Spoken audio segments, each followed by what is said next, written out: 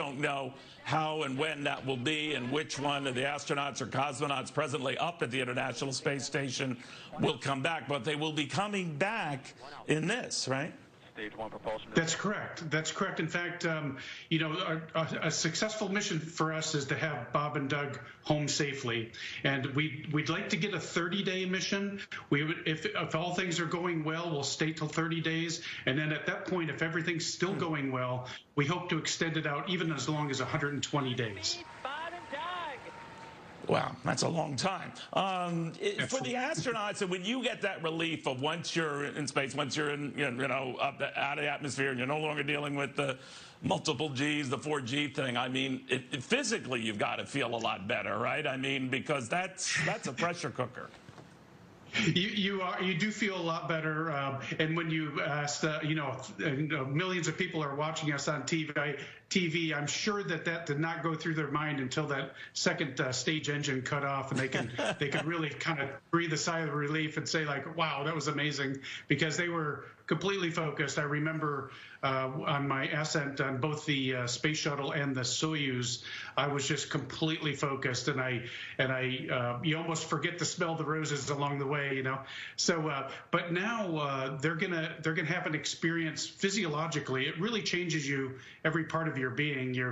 Of course, your physical, the physical things that go on that change in your physiology, in your mental state, your emotional state, and your kind of your spiritual kind of purpose-driven state. You know, it sort of rounds out all those parts of the human existence. And so it really, space changes you, not only physiologically, but in other ways as well.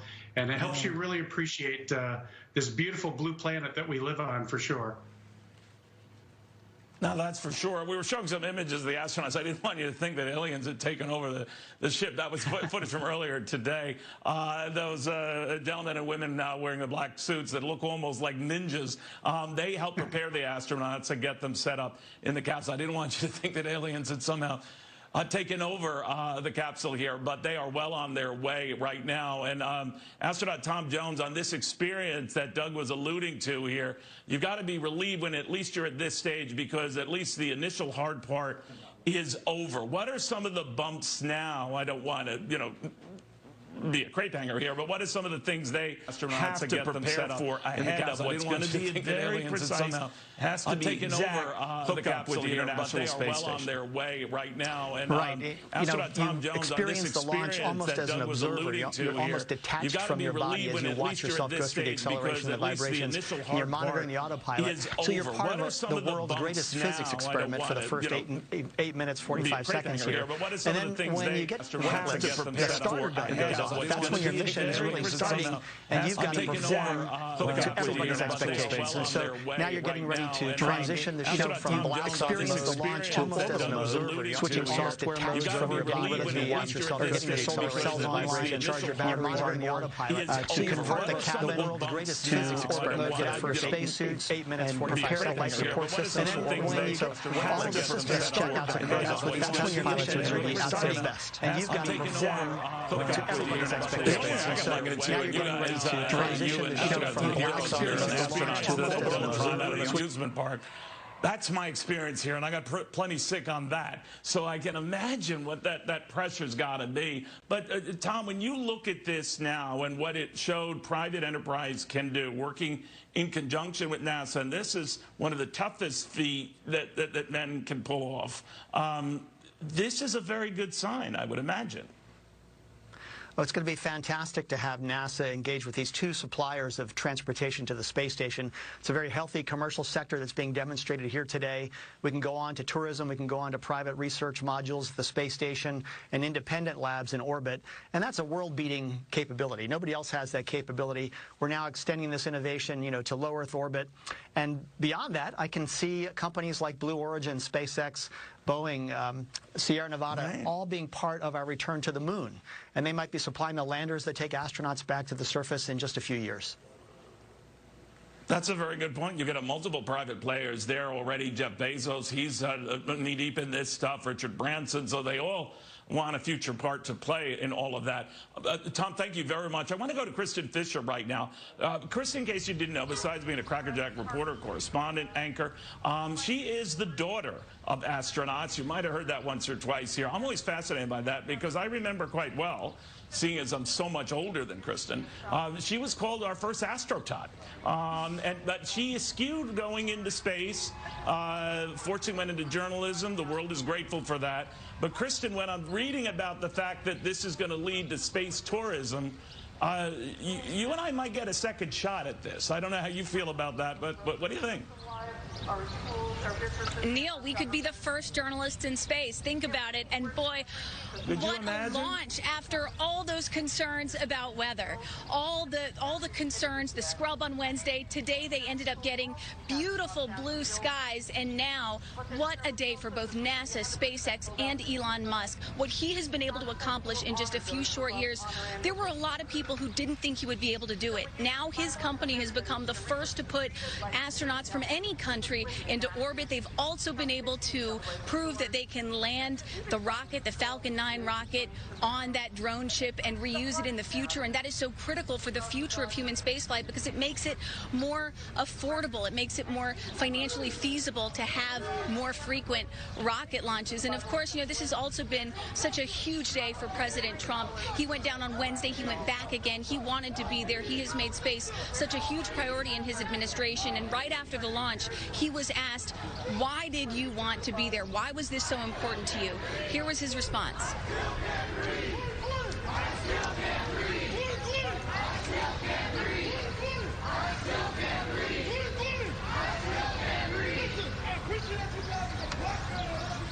Do we have that soundbite? Kristen, I don't believe we have that. No, Kristen, we do not. I apologize for that. I know you're right. Go ahead. Not a problem, but I can paraphrase. He was basically saying that I wanted to be there for this moment because it was such a historic moment for NASA, for SpaceX, and for the entire country. And, you know, I'd be, as you hear these protests behind me becoming a little bit louder, you know, it's just striking the contrast between you watch this moment of American ingenuity, the greatest things that America can accomplish, and you contrast that with these peaceful protests happening right outside the White House. And actually, I've just been told that we do have this soundbite from President Trump, so I'd like to go ahead and play it.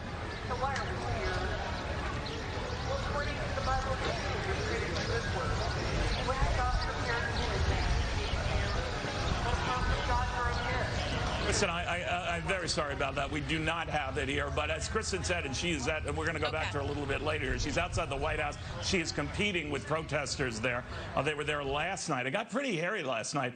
But as Kristen also pointed out, the backdrop is kind of interesting. In case you're getting a case of deja vu, it has happened before. Doesn't Tracy Cernan know it, the daughter of Gene Cernan, the last man to walk on the moon? Tracy, I was thinking of you ahead of this. Very honored to have you again.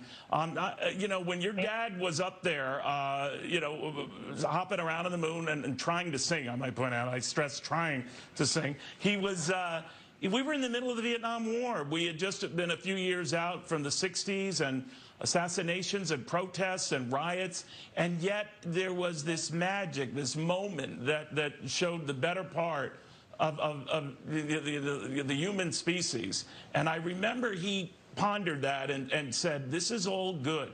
And looking back at the Earth, he would say, it is a beautiful place.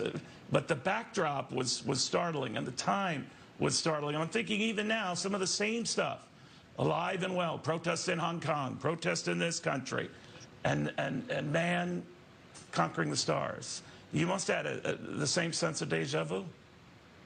Yes, I think so. You know, he always felt bad because he was in his little bubble of the space program and the space race, and they were headed there, and his colleagues, his Navy pilots and buddies, were fighting Vietnam War, and he always had a lot of turmoil with that, feeling he should be with his crew members.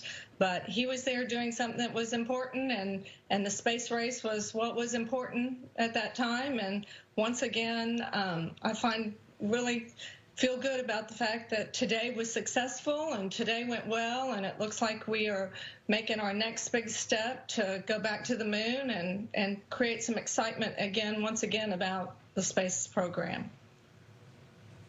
You know, I was thinking of you too, Tracy. Talk about timing. We were joking with Kristen Fisher, of course, the daughter of astronauts. But even Kristen can't compare with you because your dad left your initials on the lunar surface. And I think you even have a lunar rock named after you. I would feel compelled to tell Kristen, top that. How did you manage that?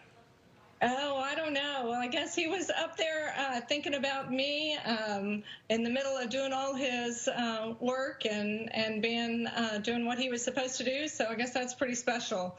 And having a rock named after me, yeah, that was pretty neat. Thanks to Mr. Bean, he's painted that picture, and we can all remember that.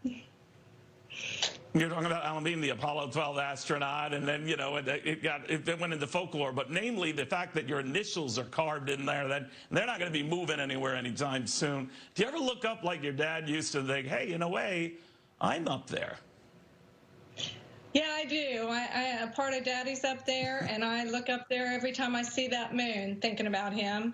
And those initials, one day, I hope someone can come back and go back up there and take a picture and just create those memories again. But it is very special, and I guess I am the only unique one that has it up there. Well, you should be honored, and I know we thought the world of you. Tracy, I never forget your kindness at your dad's funeral, allowing me and my son, Bradley, to be there with your family. It was a very, very special moment. Your dad was a very, very special hero. Thank you very much, and thank you for what you contributed to getting people excited about space. Oh, we hope so. I hope this is the beginning again. Really do. And thank you, Neil, for always being there for Dad. Well, it's amazing. I like the way you said that. It's the beginning again. Tracy Cernan, the daughter of the last man to walk on the moon and remember what's possible. The same Gene Cernan who said, I don't care who picks up the tab as long as we get back there. He was not loath to private enterprise making money. He was up to somehow, some way getting there. When I asked him what John Kennedy would think of a private Kennedy doing that or a private company doing that, he would say, Kennedy would probably just say, whoever can sign the damn check. He was probably right. He was probably right. I want you to stay tuned to Fox News Channel for this continuing coverage of this very historic mission. It has just started. It's nowhere near done. I'm Neil Cavuto. This has been a Fox News Special Report. On this 2020 Cadillac XT4 for around $379 per month. Visit your Houston area Cadillac dealer today. Stay connected and receive daily inspiration by following Joel Osteen on Facebook, Instagram, and Twitter. You can also download the weekly podcast and be encouraged to live your best life. Follow Joel Osteen today. What the hell happened here? Bomb went off at 8:42 a.m. To ID a bomber. Nobody saw anything. Was an explosion?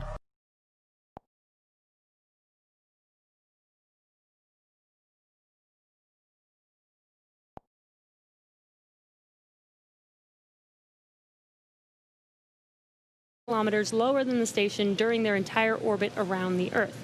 The fourth maneuver is the transfer burn, where we raise Dragon's apogee, or highest point of its orbit, to just 2.5 kilometers below the station. And we round everything out with a final co-elliptic burn to once again maintain a constant orbit beneath station. It's just 2.5 kilometers below. Then we get into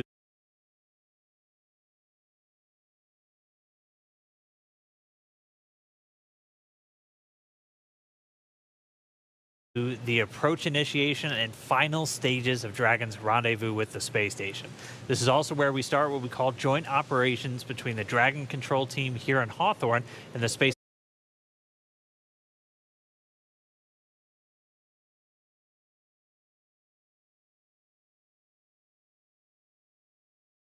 station flight controllers in Mission Control Houston. The teams transition to those integrated ops roughly 45 minutes prior to approach initiation, which is another burn that really means Dragon's getting close. During the approach, SpaceX flight controllers work in tandem with the NASA team in Houston to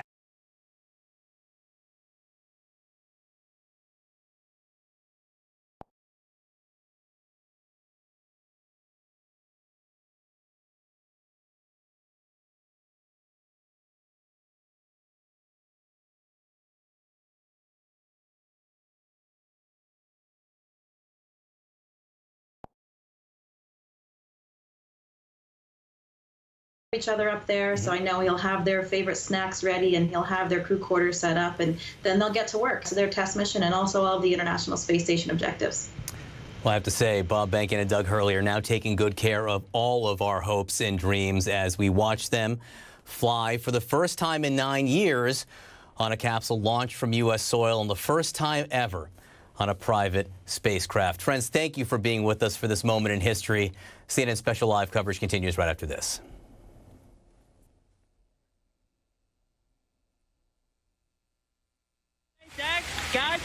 Do you mind telling me why I'm under arrest, sir? We have got to ensure that there is a safe spot for journalism to tell the story, because it is a key component of how we fix this.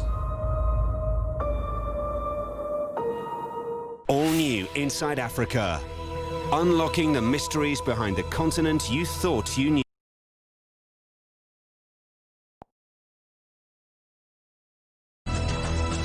One of Nigeria's most sought-after talents has a clear vision of what music can accomplish.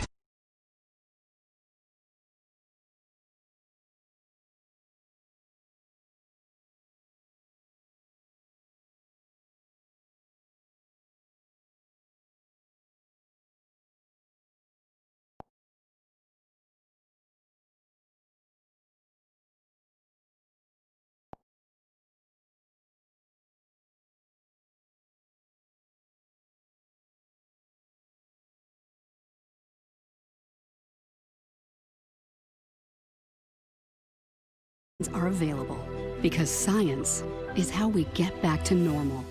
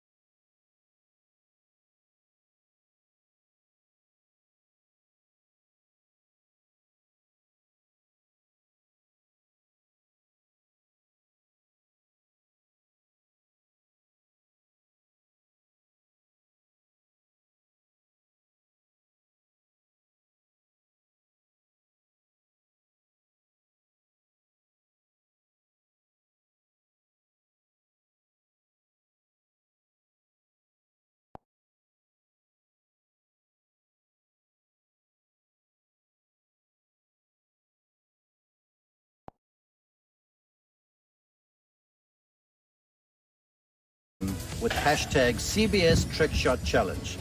Do so, you might see.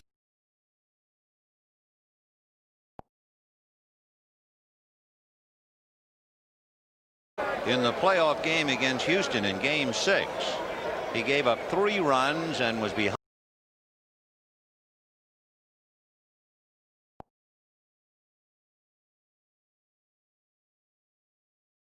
Off the tee, and that is well judged for distance.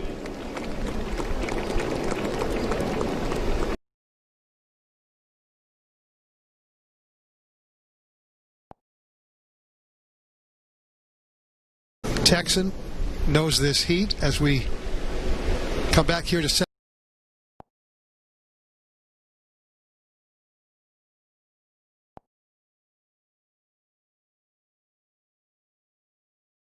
Angels and the things we can do when we think and act together. The space program has routinely played that assassinations through violence, through riots. Time and again, we've looked to the heavens to be heavenly. This was that opportunity. This was that moment. And this is why they say, we are back. That'll do it. Fox News continues.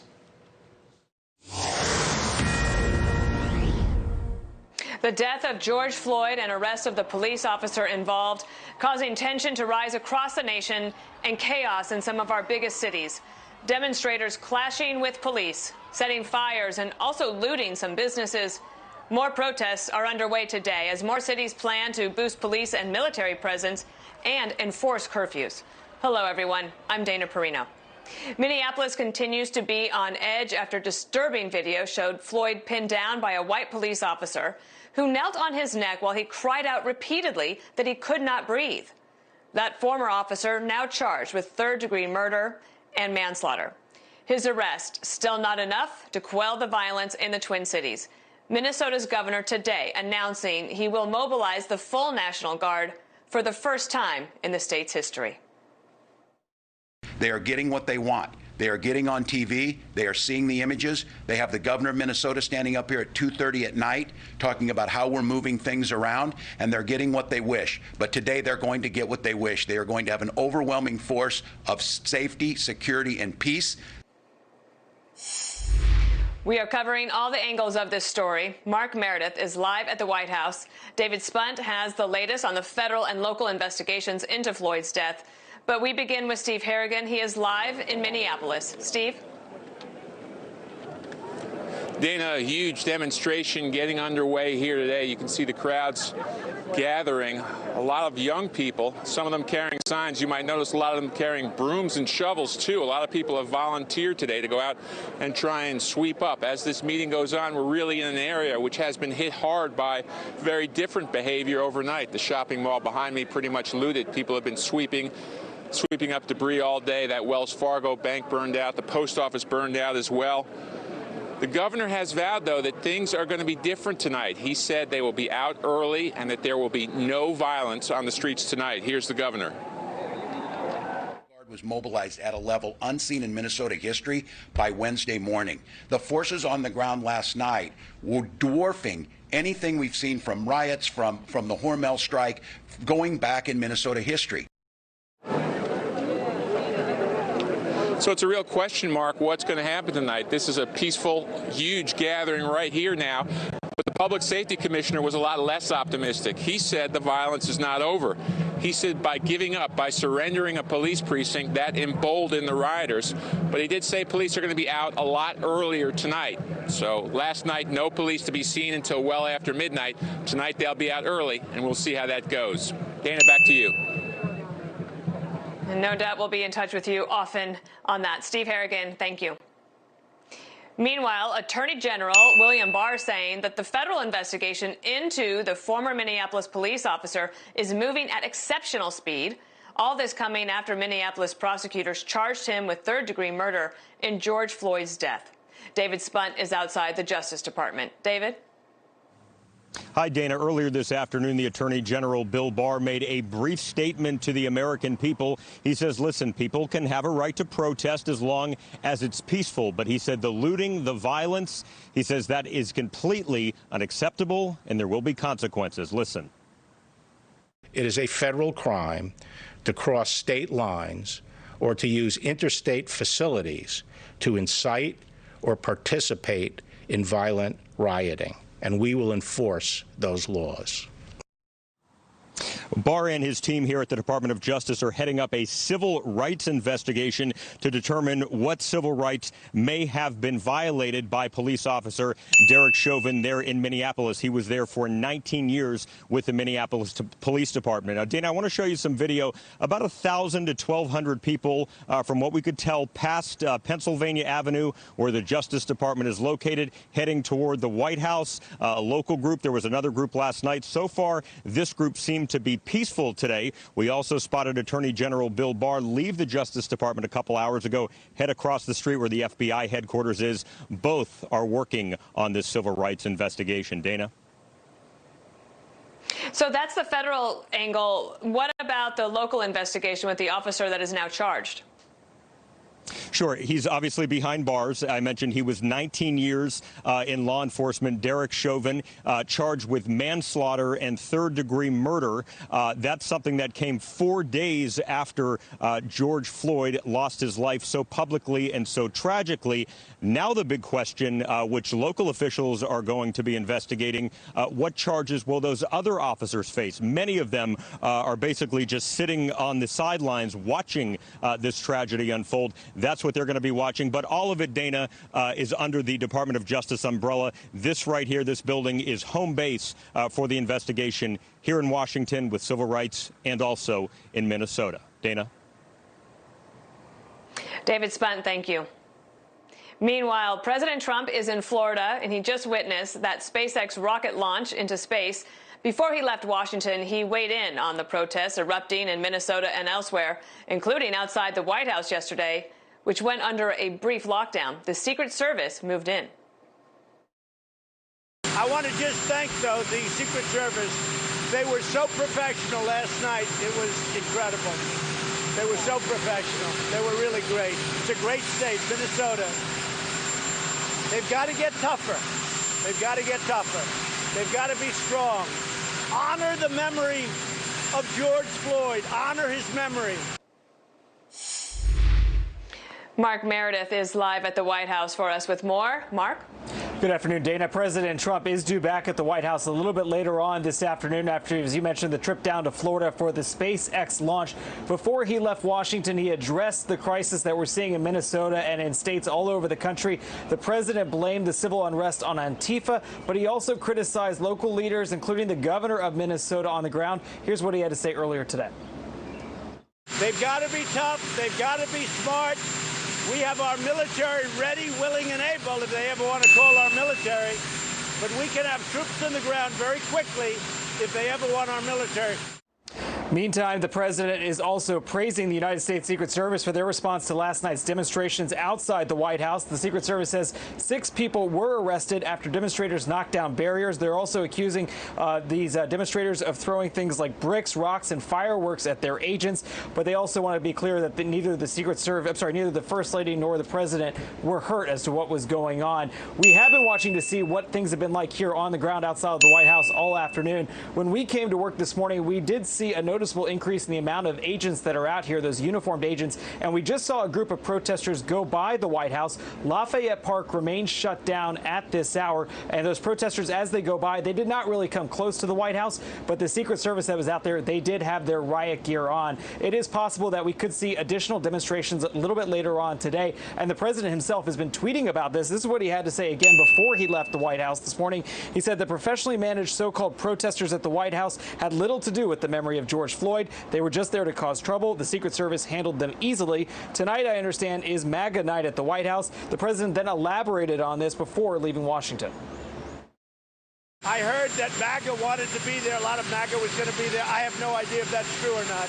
But they love our country. Remember that. MAGA is just an expression, but MAGA loves our country. It's unclear how many people would show up for such an event tonight and whether or not any of the security situation that's still in place right now would change before that were to happen. We expect the president to be back at the White House around 8 o'clock this evening. Dana? All right, Mark Meredith, thank you. Across the country, protests over the death of George Floyd are planned in at least 37 cities today. A live look near Union Square in New York City, where a crowd is marching peacefully. But some of these events have been far from peaceful. At least 2 people died. In Oakland, a security officer in a drive-by shooting, and in Detroit, a 21-year-old man shot by someone who approached a car he was sitting in. Businesses were damaged in those cities, as well as places in Atlanta, Milwaukee, Phoenix, and Dayton, Ohio, to name a few. We'll have more on this later in the hour. The arrest of the former officer and the death of George Floyd not stopping protests across the country. Next, why some are saying that the charges against the officer should be stronger as we get new reaction to the ongoing protests.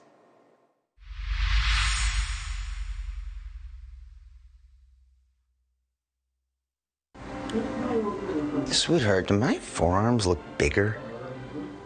They look the same.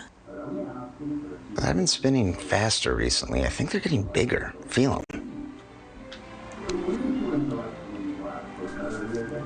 Yeah, they kind of feel bigger. Yeah, cool. Sorry. Switch to Progressive and you can save hundreds. You know, like the sign says. All the parts that you need to keep her on the road. For work, for school, everywhere you go. But sometimes they can be hard to find. Rock Auto's got the parts for whatever you drive. Upkeep on that work truck, you just save some big bucks. All the parts you're looking for delivered to your front door. All the parts your car will ever need. Rock Auto. All the parts your car will ever need. RockAuto.com. Our homes. Overnight, they became our offices, schools, and playgrounds. All those places out there are now in here. That's why we're still offering fast, free 2-day shipping on thousands of items, even the big stuff, and doing everything it takes to ensure your safety, so you can make your home everything you need it to be. Wayfair, way more than furniture. I was missing teeth. It was painful to chew. And that's what originally drove me to Clear Choice. When a patient comes in for their free consultation, oftentimes they're not happy with their dentures. Dental implant procedures, they're more permanent. The materials are made with a higher level of technology. Implants are like normal teeth. I can now eat whatever I want. It's wonderful.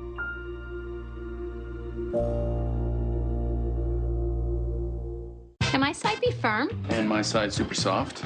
Yes, with the Sleep Number 360 smart bed. On sale now. You can both adjust your comfort with your Sleep Number setting. Come on, pup, time to go. Can it help me fall asleep faster? Yes, by gently warming your feet. But can it help keep me asleep? Absolutely. It intelligently senses your movements and automatically adjusts to keep you both comfortable. So you can really promise better sleep? Not promise, prove.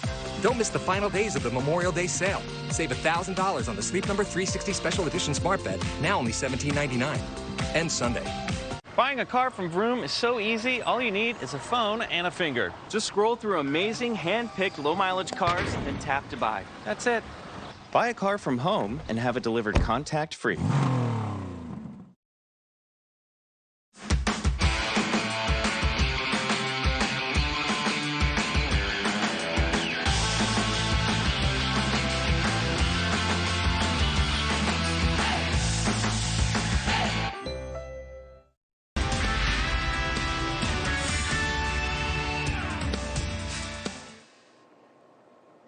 Calls for justice and protests continue after the arrest of former Minneapolis police officer Derek Chauvin. Prosecutors charging him with third-degree murder and manslaughter. But my next guest feels those charges are not strong enough. Joining me now is Lawrence Jones, a Fox News contributor whose comments have been so important over this past week, Lawrence. And you join us here on this Saturday after that horrific display of the rioting, the looting, the uprising yesterday. And let me get your thoughts on where you think things are today. Do you think that tonight is also going to be another one of those very distressing ones like we saw last night? Yeah, Dana, and thank you so much for your excellent reporting on this matter. You've been really at the forefront of this. As you know, as we've been co-hosting The Five together this week, I told you that just by my experience of reporting on protests and being in the thick of Baltimore, Ferguson, that the bad actors were people that weren't from the area. This wasn't something that I just made up. It's just a matter of experience and being there on the ground. And as you know, the mayor and the governor, as the records are starting to come out, they told us that all the people that they arrested were people from out of state. That's what's going on right now. You have people that have their own agenda, that are anarchists, that are part of Antifa, that are professional paid protesters. I know this because as I would go to city, I would see some of the same faces. These people jobs are to agitate and to stir up hatred. There are a lot of peaceful protesters that are on the ground. And so what needs to happen is that the governor really needs to establish control. There has to be a clear separation between the people that are exercising constitutional protected protest and the anarchists. The people that are there on the ground that are from the community, they don't want to set up the businesses that they go to on a day basis on fire. It's the people that have absolutely no connection to the community that are seeking to set those places on fire. And so what the governor needs to do, I mean, this is a fourth chance. I mean, this happened Wednesday, Thursday, Friday. This is Saturday night. And it seems to be that there is no control, there is no coordination that is taking place, and that's problematic. Listen to what Governor Walz said today.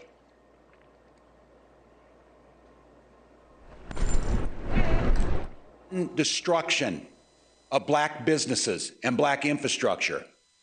We have destroyed landmarks of the nation's largest indigenous communities that ripped a hole in the soul of a people that have been oppressed from the minute we became a state.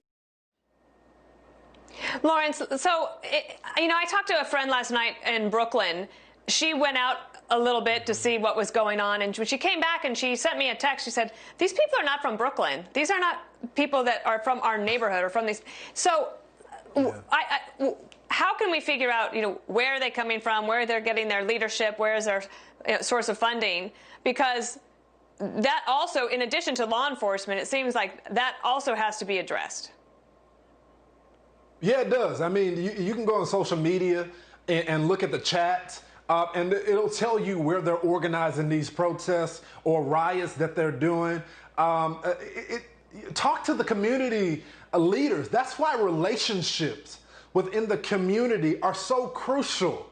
Because if you really understand who the organizers in the communities are, they will tell you the peoples that are outsiders, because they don't want their movement destroyed either. I mean, the main people that are here are legitimate protesters that feel like there is injustice, and there is going on in this country, and they're speaking out against it. And they don't want that message to be clouded by people that are agitators and looters, that people have their own agenda. And so if we were just build those relationships and talk to those community leaders. I mean, I have a plethora of sources that are on the ground that are giving me intel from city to city, because there are real leaders in the community and they want to see change happen. But they also don't want to see the businesses that they have helped build, that they have coordinated with mayors and governors and even the White House to get opportunities on and finances to build these businesses. They don't want to see them burnt down. And so it's going to take basic community policing and relationships to get that done. And that is the same relationship that is going to help build inroads in the community. Walking down the street with the community so that you can figure out when there is crime in the community. As someone that has majored in criminal justice, that has been an officer of the court working in the juvenile department, that is critical to get crime off the street as well. And so, again, this is going to take time. This is going to take relationship. It's going to take some hard work, but it's going to be beneficial in the long run. Lawrence, we're looking at video right now. You can see people gathering in Minneapolis. But as Steve Harrigan said, that these were mainly, as you were saying, these are people being really peaceful and trying to get their voices heard. In the last few seconds that I have with you, if you had a chance to talk one-on-one with some of these folks, if they were listening to you, what would you want to tell them about how better to seek justice than the rioting tonight?